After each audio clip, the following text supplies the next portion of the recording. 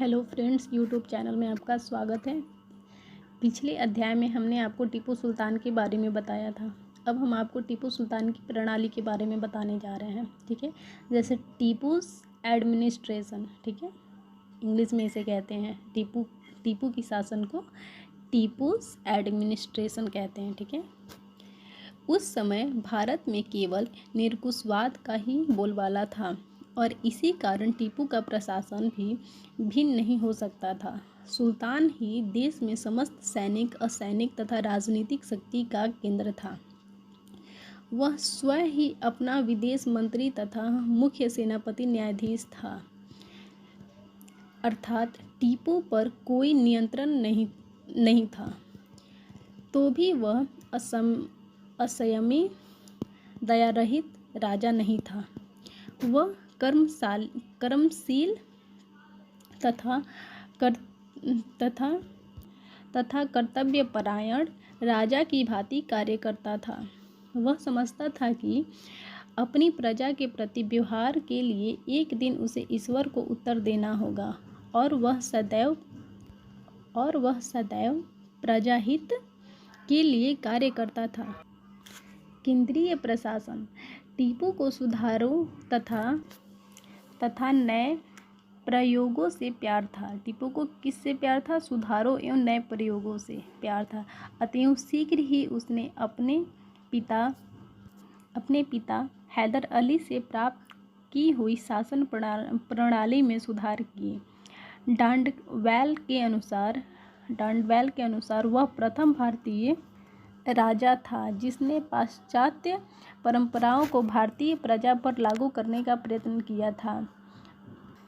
प्रत्येक विभाग का एक अलग अधिकारी होता था तथा अनेक निम्न स्तर के अधिकार उसकी सहायता करते थे।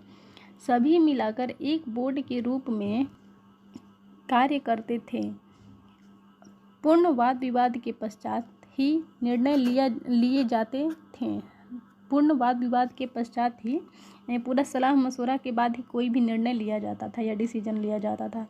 इस वाद विवाद में सदस्यों को मतभेद प्रकट करने का पूर्ण अधिकार था और निर्णय बहुमत से किए जाते थे तथा बैठकों की कार्यवाही का ब्यौरा रखा जाता था। परंतु इन सभी मामलों अंतिम निर्णय सुल्तान का ही होता था और टीपू के प्रशासन में प्रधानमंत्री अथवा वजीर का पद नहीं होता था।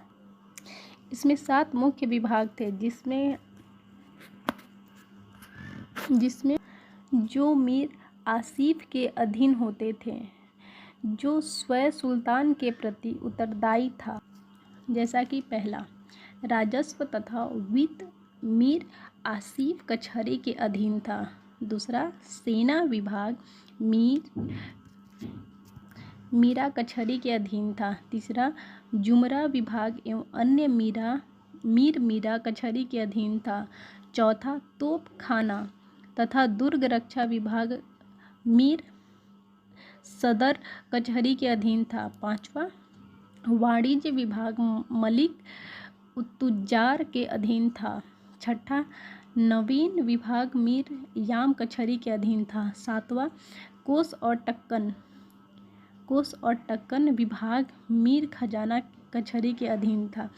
इन 7 के अतिरिक्त इन अन्य छोटे विभाग भी थे, अर्थात डाक तथा गुप्तचर विभाग, लोक निर्माण तथा पशु विभाग। ठीक है, अब हम लोग चलते हैं प्रांतीय तथा स्थानीय प्रशासन। ठीक है, 1784 के पश्चात टीपू ने अपने साम्राज्य को 7 प्रांतों में बांट दिया जिसे आसिफ टुकड़ी कहते हैं। कालांतर में इन प्रांतों की संख्या 17 हो गई। प्रांतों में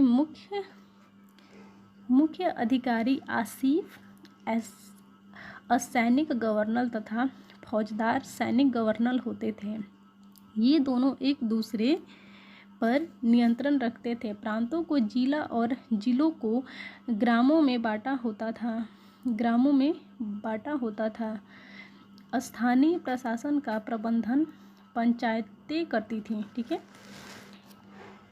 भूमि कर व्यवस्था। ठीक है, अगला टॉपिक है भूमि कर व्यवस्था। मुख्य रूप से टीपू ने अपने पिता के काल से चली आ रही भूमि कर प्रणाली को बनाए रखा, परंतु उसमें अधिक कार्यक्षमता लाने का प्रयत्न किया। उसने जागीरदारी प्रणाली को त्याग कर कृषक तथा सरकार से संबंधित संपर्क स्थापित किया।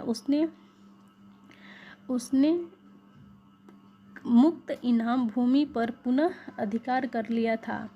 पोलिंगारो के पैतृक अधिकार जब्त कर लिए।